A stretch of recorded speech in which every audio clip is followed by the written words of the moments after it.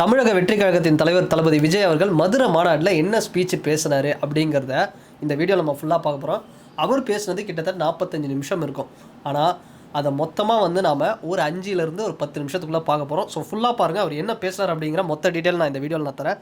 So first தளபதி அவருக்கே உண்டான ஒரு குட்டி கதை இருக்கும் பார்த்தீங்களா, அதை ஒரு சிங்கத்தை வச்சு எக்ஸ்பிளைன் பண்ணி சொன்னார். இப்போ ரீசெண்டாக நிறைய விமர்சனங்கள் இருந்தது. அதாவது வீட்டை விட்டு வெளியே வர மாட்டாரு, அதை பண்ண மாட்டேன் இதை பண்ண மாட்டேரு. ஸோ அது மாதிரி சிங்கம் தேவைக்கு தான் வெளியே வரும், சும்மாலாம் வராது அப்படிங்கிற மாதிரி ஒரு விஷயத்த சொன்னார்.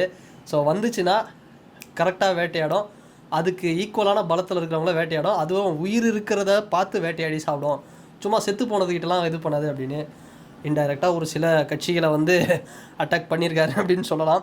ஸோ அடுத்து அவருக்கே உண்டான அந்த நெஞ்சில் குடியிருக்கும் அந்த ஒரு ஸ்லோகனை வச்சு நண்பா நண்பின்னு ஸ்டார்ட் பண்ணார்.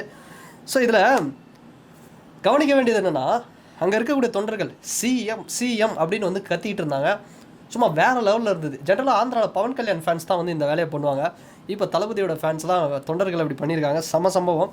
ஸோ அடுத்தபடியாக பாகுபலி இன்டர்வல் சீன் வரும் பார்த்தீங்களா,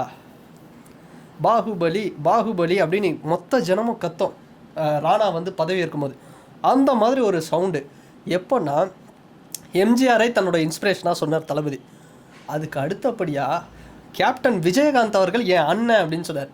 இப்போ ரீசெண்டாக பிரேமலதா விஜயகாந்த் அவர்கள் கூட சொன்னாங்க, இந்த மாதிரி கேப்டனை நீங்கள் சொல்கிறீங்க அப்படின்னா நீங்கள் அவர் தான் இன்ஸ்பிரேஷன், நீங்கள் சொல்லுங்கள் அப்படிங்கிற மாதிரி சொல்லியிருந்தாங்க. ஸோ அந்த மாதிரி கேப்டனே சொல்லியிருந்தார், எம்ஜிஆர் என்னோட இன்ஸ்பிரேஷன் சொல்லியிருந்தார். ஸோ அது மாதிரி நீங்கள் கேப்டனை ஏற்றுக்கிட்டு அதுக்கப்புறம் சொல்லுங்கள், அதுக்கப்புறம் நாங்கள் சொல்லாமல் வேலாமா. அதுக்கேற்ற மாதிரி கேப்டன் இன்ஸ்பிரேஷனில் என்னுடைய அண்ணன் அப்படிங்கிற மாதிரி சொல்லிட்டாரு. மொத்த பேரை கேப்டன் பேரை சொன்ன உடனே கற்றுங்க விஜயகாந்த் அவர்களுடைய பேரை. ஏன்னா மதுரை அப்படிங்கிறது தோனிக்கு எப்படி சேப்பாக்கமோ அந்த மாதிரி கேப்டன் விஜயகாந்த் அவர்களுக்கு மதுரை. இன்றைக்கும் போனோம்னா பல ஆட்டோக்களில், அதாவது எல்லாருக்குமே ஒரு ஃபேவரட் ஹீரோ அவர். அங்கே எல்லா கட்சியில் இருக்கிறவங்களும் எந்த ரசிகராக இருந்தாலும் எல்லாருக்குமே கேப்டன் ஒரு ஃபேவரட். ஸோ அது ஒரு தெரியான சம்பவம். ஸோ அடுத்தபடி 1967, 77, 2026. ஸோ இந்த மேஜிக் அப்படிங்கிறது ரீக்ரியேட் ஆகும் அப்படின்னு சொன்னார். அண்டு எதிர்கட்சிகள் குரலுக்கெல்லாம் நான் பதில் சொல்ல வேண்டிய அவசியம் இல்லை, மக்களோட குரல் மட்டும்தான் என் காதில் கேட்கும், மக்களோட பிரச்சனை தான் அப்படிங்கிற மாதிரி சொல்லி சூப்பராக ஒரு விஷயத்த சொன்னார். இதில் ஹைலைட்டான ஒரு விஷயம், சாதி மதம் இதுக்கு அப்பாற்பட்ட ஒரு கூட்டம் அவருக்கு இருக்கிறத ஒரு டைரெக்டாகவே ஓப்பனாக சொல்லிட்டாரு. ஸோ அதே மாதிரி நிறைய விமர்சனம் பண்ணாங்க. போகிற போக்கில் ரஜினி சார் ஒரு குத்தா இல்லை கமல் சார் ஒரு குத்தா அப்படின்னு கூட நம்ம நினைக்க தோணும். பட் அவர் ஜென்ரலாக தான் சொன்னார். ஏன்னா ரஜினி சார் தான் சொன்னாங்க, அவரே அரசியலுக்கு வரல, இவர் என்ன வந்துட போகிறாரு அப்படின்னு சொன்னாங்க. ஸோ அதை உடச்சி விஜய் சார் அரசியலுக்கு வந்தார். அப்புறம் ஆனந்த் அவர்கள் பொதுச் செயலாளர், அவரை வச்சுக்கிட்டு என்ன பண்ண முடியும், ஸோ அவர் என்ன பண்ணிவிடுவார் அப்படிங்கிற மாதிரி சொல்லிட்டு இருந்தாங்க. ஸோ அதையும் தாண்டி பல தடைகள், இப்போ கூட மதுரை மாநாட்டில் மழை வரும், வேஸ்ட்டாக போயிடும், கொடிக்கம்மா விழுந்துருச்சு அப்படிலாம் சொன்னாங்க. இத்தனை தடையும் தாண்டி வென்று காட்டியிருக்கோம், இதுதான் 2026 நடக்கும் அப்படிங்கிறத சூப்பராக சொல்லியிருந்தார். ஸோ அடுத்தபடியாக மக்கள் விரோத ஆட்சி யாரை சொல்கிறாருன்னா திமுகவை டைரெக்டாகவே சொல்கிறார். இந்த மக்கள் விரோத ஆட்சியை நம்ம தூக்கி எறியணும் 2026 அப்படின்னு சொன்னார். அடுத்த பாயிண்ட்டு, பெண் குழந்தைகளுக்கு பாதுகாப்பு வேணும், இளைஞர்கள், அப்புறம் உழவர்கள், மீனவர்கள், விவசாயிகள், நெசவாளர்கள், 3ஆம் பாலினத்தவர்கள் அண்டு ஆதரவற்றவர்கள், இவங்களுக்கெல்லாம் கவர்மெண்ட் ஒரு ஸ்பெஷலாக கவர்மெண்ட் இவங்களை ஒரு கேர் எடுத்து ட்ரீட் பண்ணோம், அவங்களுக்கான சட்டங்கள், அவங்களுக்கான நல்ல வெல்ஃபேர் ஸ்கீம்ஸ் எல்லாம் வரும் அப்படிங்கிற மாதிரி சொல்லியிருக்காரு. ஸோ அடுத்தபடியாக கொள்கை எதிரி அப்படின்னு பிஜேபி சொல்கிறார், அரசியல் எதிரி அப்படின்னு டிஎம்கே சொல்கிறார். இது ஃபஸ்ட்டு மாநாட்டில் சொன்னார், ஆனால் திரும்ப ஒரு வாட்டி கன்ஃபார்ம் பண்ணியிருக்கிறாரு. அண்டு இந்தியாவின் மாபெரும் மக்கள் படை கொண்ட ஒரு கூட்டமாக நம்ம இருக்கோம். அதே மாதிரி எம்ஜிஆர் அவர்கள் தான் ஜென்ரலாக இந்த கேள்வி சொல்லி பதில் சொல்கிற மாதிரி பேசுவாராம். ஸோ அந்த பாணியை தளபதி விஜய் அவர்கள் கையில் எடுத்தது ஒரு பெரிய விஷயம் அப்படின்னு சொல்கிறாங்க. ஸோ அலைன்ஸ் திமுக பிஜேபி கூட என்றைக்குமே அலைன்ஸ் கிடையாது அப்படிங்கிறத சொல்கிறாரு. அண்டு இந்த ஆர்எஸ்எஸ் கூட இன்டைரக்டாக ஒரு அலைன்ஸ் வச்சு திமுக ஒரு வேலை பார்த்துக்கிட்டு ஆர்எஸ்எஸ்க்கு அடிப்பணிஞ்சு போகிறது. எங்கள் ஆர்எஸ்எஸ் பேரெல்லாம் சொல்கிறது உண்மையாக கட்ஸ் வேணுங்க. ஒரு நடிகர் சொல்கிறாங்கல்ல, விஜய் கடுமையாக யாரும் எதிர்க்கலைன்னு, இனிமேல் அந்த வார்த்தையை மட்டும் சொல்லாதீங்க, இதை விட கடுமையாலாம் எதிர்க்கவே முடியாது ஒரு மனுஷனால். ஸோ ஃபாசிசம் பற்றி பேசியிருக்கிறாரு. ஸோ இந்த ஃபாசிச ஆட்சிகளுக்கு ஒரு முடிவு கட்டணும் அப்படின்னு. அண்டு ஃபாசிச பாஜக, பாய்சன் திமுக அப்படின்னு வந்து சொல்லிட்டு முடிச்சிட்டாரு.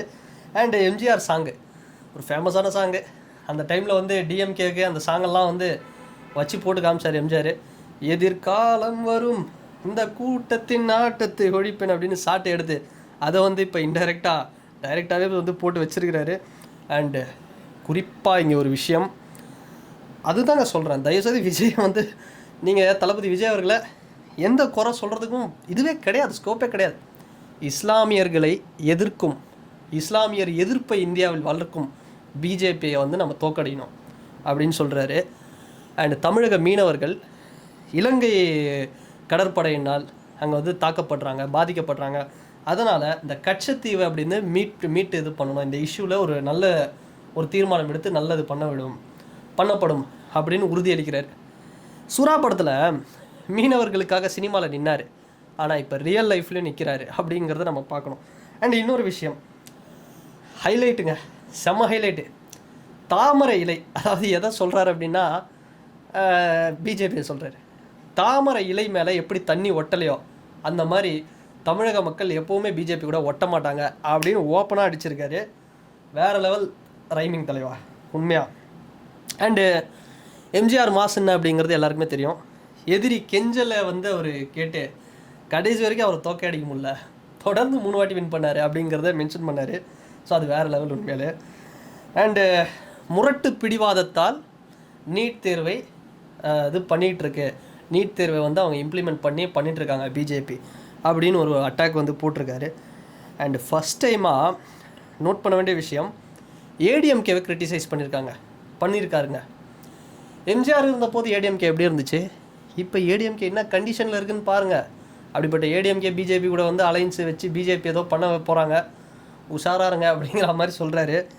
ஸோ செம்ம பாவம் ஏடிஎம்கே ஏன் வந்து விஜய் விமர்சனம் பண்ணல அப்படிங்கிற மாதிரி ஒரு கருத்து இருந்தது.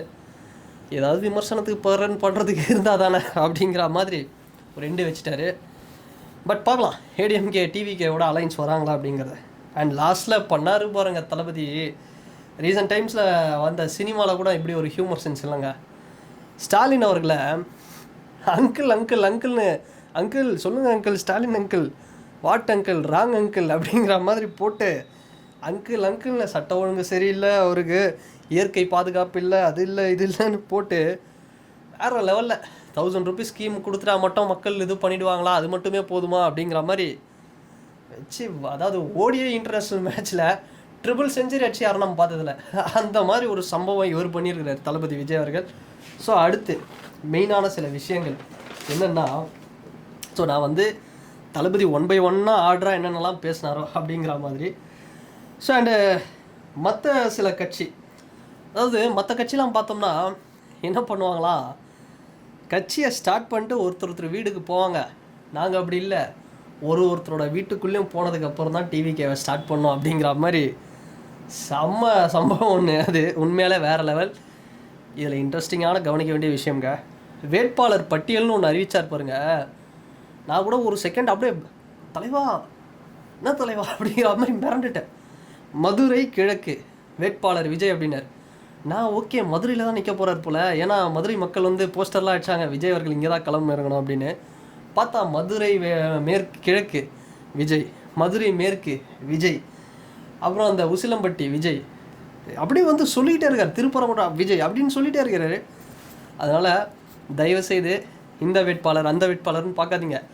234 தொகுதியிலும் நிற்க போகிறது என்னோட முகம் தான், என்னோட ஃபேஸ் தான் அப்படிங்கிற மாதிரி வந்து தெரியான சம்பவம் வந்து பண்ணிட்டாரு.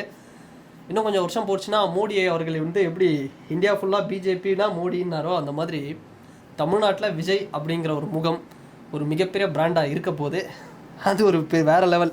ஸோ அப்படின்னு சொல்லலாம். அண்டு இன்னொரு விஷயம், மார்க்கெட் போனதுக்கப்புறம் ரிட்டையர்மெண்ட் ஸ்டேஜில் நான் அரசியலுக்கு வரல அப்படி, ஆனால் நான் வந்து பீக்கில் இருக்கும்போதே வந்திருக்கேன் அப்படிங்கிறது கவனிக்கப்பட வேண்டிய விஷயம். ஏன் வந்தேன் அப்படிங்கிறதுக்காக அவர் சொன்ன பதில் நன்றி கடனுங்க. 30 வருஷமாக என்னை இந்த மக்கள் வந்து நல்ல பொசிஷனில் வச்சுருக்காங்க, அவங்களுக்கு ஏதாவது பண்ணணும், ஸோ அதுக்கான நன்றி கடனாக தான் நான் வரேன் அப்படின்னு இருக்காரு. அண்டு நெக்ஸ்ட்டு ஒரு கதை சொன்னார், குட்டி கதை. ஏன்னா ஒரு ராஜா வந்து அந்த நாட்டில் இருக்கக்கூடிய இந்த தளபதிகளை, அந்த அங்கே இருக்கக்கூடியவங்களாம் கூப்பிட்டு இந்த தளபதியில் அவங்கள வந்து ஒரு அரியணையில் வச்சுக்கலாம், ஒரு தளபதி பொசிஷனுக்கு அப்படின்னு பார்த்தாராம். எல்லாருக்குமே வந்து அந்த நெல்லை கொடுத்தாராம். இதை வந்து நீங்கள் கரெக்டாக அந்த பயிரை வந்து பயிர் பண்ணி கொண்டு வாங்க அப்படின்னு. அதில் ஒரு 9 பேர்கிட்ட கொடுத்துருக்காரு. அதில் மீதி எல்லாருமே பார்த்தா அதில் ஒருத்தர் மட்டும்தான் நீங்கள் கொடுத்த நெல் அப்படிங்கிறது, விதை நெல் அப்படிங்கிறது இது பயிர் வரல, அது விளையலை அப்படின்னு. உடனே அவரை கட்டி பிடிச்சாராம் அந்த ராஜா. நீ ஒருத்தன் தான் கரெக்டாக இருக்க, நேர்மையாக இருக்க, மீதி எல்லாருமே நான் கொடுத்தது டெட் சீட் அப்படிங்கிற மாதிரி. ஸோ அப்படிப்பட்ட ஒரு விதை நெல்லை வந்து கொடுத்துருக்காங்க. ஸோ இதை வந்து எந்த ஸ்கேமும் பண்ணாமல் நீ நேர்மையாக கொண்டு வந்திருக்க, அப்போ நீ தான் வேணும். ஸோ நான் அவர் என்ன உணர்த்துறாரு அப்படின்னா, நம்ம கட்சியில் உண்மையாக இருக்கிறாங்க, நேர்மையாக இருக்கிறாங்க, விசுவாசமாக இருக்கிறாங்க, இதுதாங்க நேர்மை, இதுதாங்க முக்கியம் அப்படின்னு வந்து சொல்கிறாரு. ஸோ அப்படிப்பட்ட மக்கள் தான் இங்கே ராஜா, நீங்கள் தான் தேர்ந்தெடுக்கணும் யார் நேர்மை யார் உண்மை அப்படிங்கிறத. ஸோ 2026 பார்ப்போம் அப்படின்னு. லாஸ்ட்டாக ஒரு ஹைலைட் சொன்னார் பாருங்க, உண்மையாலே வேறு லெவலு. அதாவது சும்மா கூத்தாடி கூத்தாடி கூத்தாடி அப்படின்றாங்க. ஒரு விஷயம் நல்லா புரிஞ்சுக்கோங்க, அம்பேத்கரை தோற்கடித்தது ஒரு கூத்தாடி கிடையாது, அரசியல்வாதி தான். காமராஜர் தோற்கடித்தது கூத்தாடி கிடையாது, அரசியல்வாதி தான். அப்புறம் நல்லக்கண்ணு ஐயா, கம்யூனிஸ்ட் பார்ட்டியுடைய மிகப்பெரிய தலைவர் தமிழ்நாட்டில், அவரை தோற்கடித்ததும் யார்? கூத்தாடி கிடையாது, அரசியல்வாதிகள். அதனால் எல்லா கூத்தாடியும் வந்து முட்டாள் இல்லை, எல்லா அரசியல்வாதிகளும் அறிவாளி இல்லை அப்படிங்கிற மாதிரி ஒரு ஸ்பீச்சை சூப்பராக கொடுத்துருக்கிறாரு. வேறு லெவல் சம்பவம் இது. ஸோ இவ்வளோ விஷயங்கள் பேசினார் தளபதி, வெற்றி நிச்சயம் அப்படின்னு முடித்தார். ஆனால் இடையில் ஒரு சம்பவம் ஒருத்தர் பண்ணார். கட்சியுடைய கொள்கை பரப்பு செயலாளரா ராஜ்மோகன் சார் வந்த உடனே மதியம் டைமு, சூரியன் மறைகிற டைமு, சந்திரன் வர ஸ்டேஜில் என்ன சொல்கிறாரு, இதோ சூரியன் மறைய போகிறது, சந்திரன் வந்து விட்டது அப்படி. இது எண்டிங்லேருந்து ஸ்டார்டிங்லேருந்து ஒரு வாட்டியும் சொல்லிகிட்டே இருக்கிறாரு. இது யாரை சொல்கிறாரு அப்படிங்கிறது எல்லாருக்குமே தெரியும். ஸோ சூரியன் மறைய போகுது அப்படின்னு டிஎம்கேவையும், அந்த இடத்துல சந்திரன் உதயமாக போகுது அப்படிங்கிற மாதிரி வந்து சொல்லியிருக்காரு. ஸோ நல்ல ரைமிங், பட் டைமிங் நல்ல டைமிங் அப்படின்னு சொல்லலாம். ஸோ இதுதாங்க தளபதி விஜய் அவர்கள் பேசின ஒரு விஷயம். என்னை கேட்டால் நான் ஒரே ஒரு விஷயம் தாங்க சொல்லுவேன், 2026 டிவிக்கே ஒரு பெரிய இன்றைக்கி வந்த கூட்டமே பார்த்தோம்னா வா வேறு லெவல் கூட்டம். டிவிக்கே ஒரு பெரிய டஃப்பு கொடுக்க போகிறாங்க, அது மட்டும் உறுதி. ஸோ அதுதான் நடக்க போகுது. விஜய் அவர்கள் ரொம்ப கான்ஃபிடெண்ட்டாக இருக்கார். அவருடைய தொண்டர்கள் மட்டும் இல்லாமல் தமிழ்நாட்டு மக்களே ரொம்ப கான்ஃபிடெண்ட்டாக இருக்காங்க, அவ்வளோ ஒரு நம்புகிறாங்க அவரை. ஸோ இந்த நம்பிக்கை அப்படிங்கிறது ஒரு ஓட்டாக மாறி அடுத்த வருஷம் 2026 ஏதாவது ஒரு பெரிய சீஃப் மினிஸ்டர் ஆகக்கூடிய அளவுக்கு அவருக்கு வந்து ஒரு எபிலிட்டி இருக்குது அப்படின்னே சொல்லலாம். ஸோ வெயிட் பண்ணி பார்க்கலாம் என்ன நடக்குது அப்படிங்கிறத நம்ம வெயிட் பண்ணி தான் பார்க்கணும். அண்ட் உண்மையாக சொல்கிறேன், ஒன் டே இன்டர்நேஷ்னல் மேட்ச்சில் ஒரு பேட்ஸ்மேன் 300 ரன் அடித்த மாதிரி இருந்தது தளபதி விஜய் அவர்களுடைய இன்றைக்கி பேசின ஸ்பீச். ஸோ இவ்வளோ தாங்க இந்த மாநாட்டில் நடந்த விஷயம் அப்படிங்கிறது. ஸோ முடிஞ்ச அளவுக்கு நான் எல்லாத்தையுமே கவர் பண்ணிட்டேன். ஸோ மற்றவங்களாம் பேசினாங்க, ஆதவ் அர்ஜுனா சார், ராஜ்மோகன் சார், பொதுச் செயலாளர் ஆனந்த் சார், அது எல்லாருமே பேசினாங்க. பட் நான் மெயினாக தளபதி பேசினதை மட்டுமே நான் இந்த இடத்துல வந்து நான் போட்டிருக்கேன். இவ்வளோ விஷயங்கள்லாம் தளபதி வந்து பேசினார். ஸோ அண்ட் இந்த வீடியோ உங்களுக்கு பிடிச்சிருக்கும் கண்டிப்பாக. அண்டு ஸோ இந்த வீடியோ கண்டிப்பாக உங்களுக்கு பிடிக்கும். ஸோ இப்போ பிடிச்சிருந்ததுன்னா நீங்கள் மறக்காமல் சப்ஸ்கிரைப் பண்ணுங்கள், ஷேர் பண்ணுங்கள், லைக் பண்ணுங்கள், கமெண்ட் பண்ணுங்கள். அண்ட் வேறு ஒரு வீடியோவில் வேறு ஒரு கான்டென்ட்டில் நான் உங்களை பார்க்குறேன். பாய்.